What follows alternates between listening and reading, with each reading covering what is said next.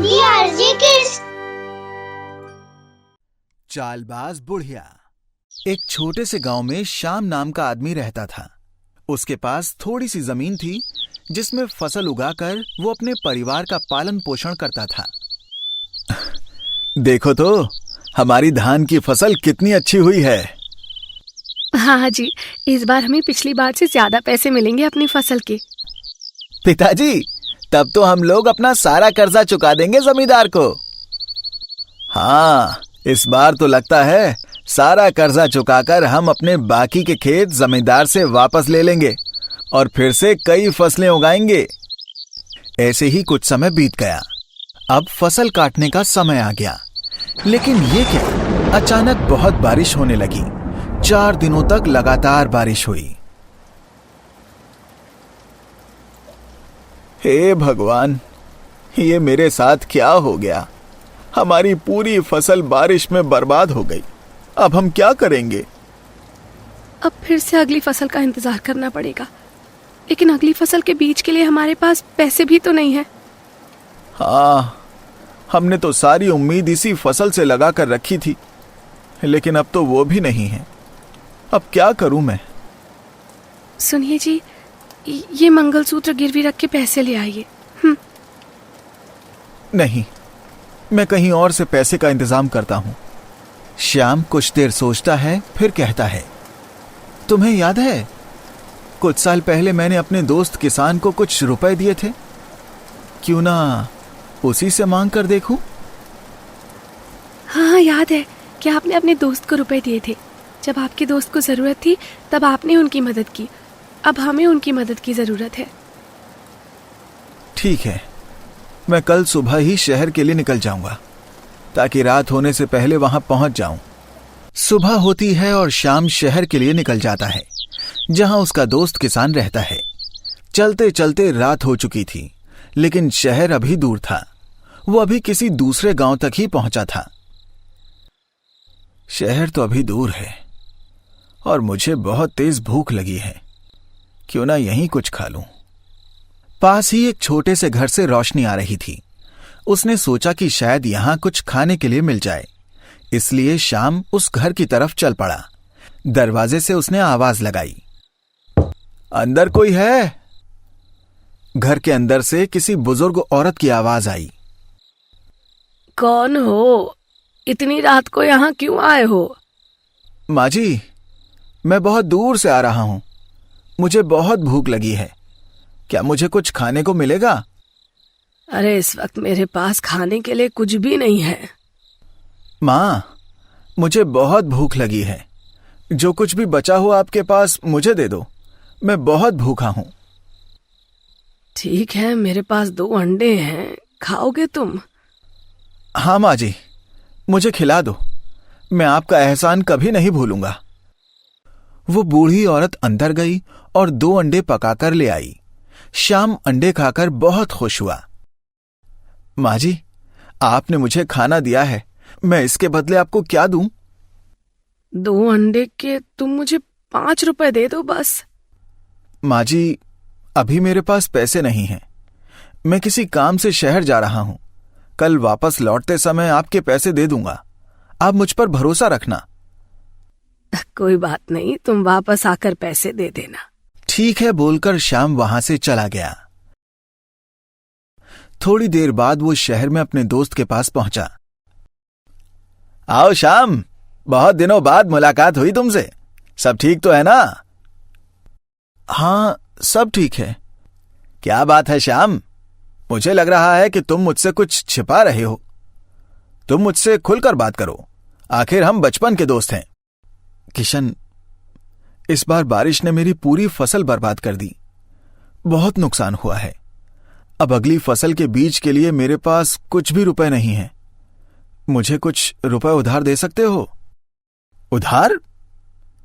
क्या बात कर रहे हो श्याम? तुम्हें याद है एक बार तुमने मुझे रुपए दिए थे जब मुझे बहुत जरूरत थी, और वो रुपए मैंने आज तक तुम्हें वापस नहीं किए। नहीं, मैं वो रुपए वापस लेने नहीं आया हूं। मैं तुम्हारी मदद करूंगा तो मुझे बहुत खुशी होगी श्याम। आज मेरे पास जो कुछ भी है सब तुम्हारी वजह से ही है। तुम्हारे दिए हुए रुपए से मैंने इस शहर में अपना काम शुरू किया और देखो आज उसी से सब कुछ है मेरे पास। किशन श्याम को पैसे देता है। रात शहर में बिताकर दूसरे दिन श्याम पैसे लेकर अपने गांव की ओर चल पड़ता है। रास्ते में उसे याद आता है कि उसे बूढ़ी अम्मा के पैसे देने हैं। ये सोचकर वो बूढ़ी औरत के घर आया और बोला, माँ जी, कल जब मैं यहां से गुजर रहा था तो आपने मुझे खाना खिलाया था, लेकिन मेरे पास उस खाने के पैसे नहीं थे। आज मैं पैसे देने आया हूं। अरे, एक ही दिन में तुम्हारे पास पैसे कहां से आ गए? मैं शहर गया था अपने एक दोस्त से रुपए लेने। ये बोलकर उसने बूढ़ी औरत को सारी बात बताई। ये सुनकर उस बुढ़ी को पता चल गया कि इसके पास काफी पैसा है। उस औरत के मन में लालच आ गया और उसने कहा, बेटा, तुम बहुत कम पैसे दे रहे हो मुझे। जब मैंने तुमसे कहा था तब इसकी कीमत 5 रुपए थी, लेकिन अब इसकी कीमत 500 रुपए है। माँ जी, 500 रुपए कैसे हो गए? बेटा, जो तुमने अंडे खाए वो साधारण अंडे नहीं थे, सोने के अंडे थे। हाँ, अगर मैं उनको ना पकाती तो आज इन अंडों से मुर्गियां निकलती और कल फिर सोने के अंडे, जिन्हें बेचकर मुझे हजारों रुपए मिलते। माँ जी, ये क्या कह रही हैं आप? आपको देने के लिए उतने पैसे नहीं है मेरे पास।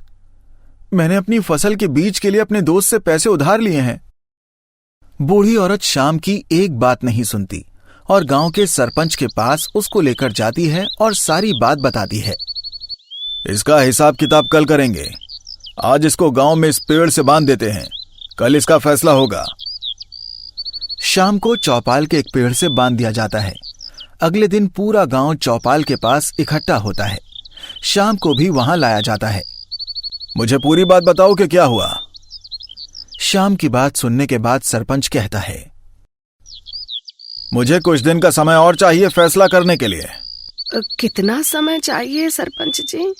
बस 1-2 दिन, क्योंकि कल मैंने मूंगफली बोई है।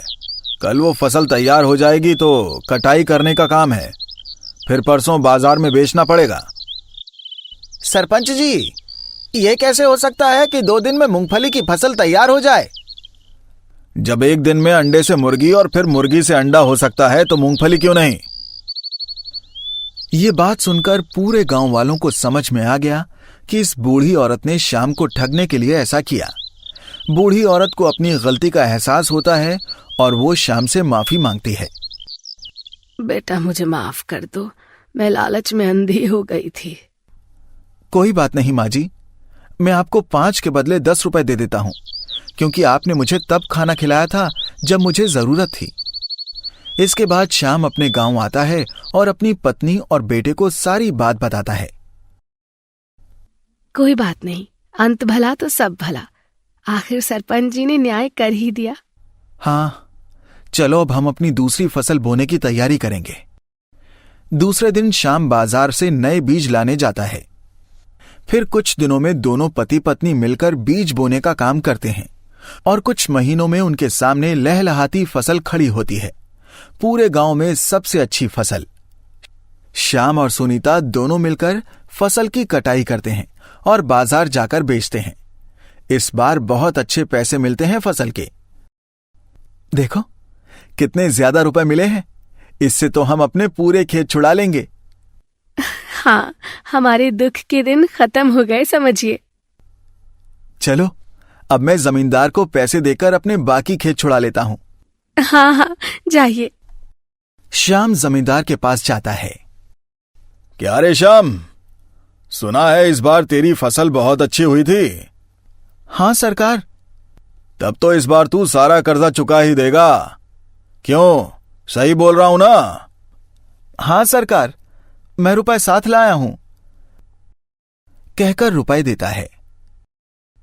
चलो, आज तूने ये बड़ा काम कर ही दिया। सरकार, मेरी जमीन के कागज? हाँ हाँ, वो भी देता हूं। ये लो अपनी जमीन के कागज। धन्यवाद सरकार। श्याम जमीन के कागजात लेकर घर आता है।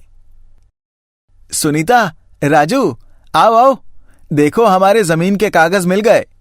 मतलब अब सारे खेत आ गए हमारे पास? हाँ हाँ, अब से हम फिर से कई खेतों के मालिक हैं। तब तो पिताजी अब आप ट्रैक्टर खरीदोगे ना? हाँ बेटा, ट्रैक्टर भी ले लेंगे, लेकिन उससे पहले बाजार से मिठाई लेकर आता हूं। आज बहुत सालों के बाद यहां खुशी आई है हमारे घर में। पिताजी, मैं भी आपके साथ बाजार चलूंगा। ठीक है, चलो। श्याम और राजू बाजार जाते हैं और मिठाई खरीदकर घर वापस आते हैं। देखो, मैं तुम्हारे लिए क्या लाया हूं, ये कहकर थैले से एक साड़ी निकालता है। नई साड़ी? लेकिन आज तो कोई त्योहार नहीं है। हमारे लिए तो आज ही त्योहार है। और अपने हाथ से मिठाई निकालकर सुनीता और राजू को खिलाता है। पिताजी, अब हम अपने खेतों में कब से काम शुरू करेंगे? बस 1-2 दिनों में, लेकिन तुम अपनी पढ़ाई पर ध्यान देना। खेतों का काम मैं और तुम्हारी मां देख लेंगे। ठीक है पिताजी, लेकिन कभी कभी मैं भी आप दोनों के साथ खेत में जाऊंगा, ताकि पढ़ाई के साथ साथ मुझे फसलों की भी जानकारी रहे। क्या बात है, हमारा बेटा कितना समझदार है। फिर तीनों हंसते हुए मिठाई खाते हैं। कुछ दिनों बाद श्याम और सुनीता अपने खेतों में नए बीज बोते हैं। देखते ही देखते एक नई फसल तैयार हो जाती है। अब श्याम ने ट्रैक्टर भी खरीद लिया है और पूरे गांव में सबसे अच्छी फसलें श्याम की ही होती हैं।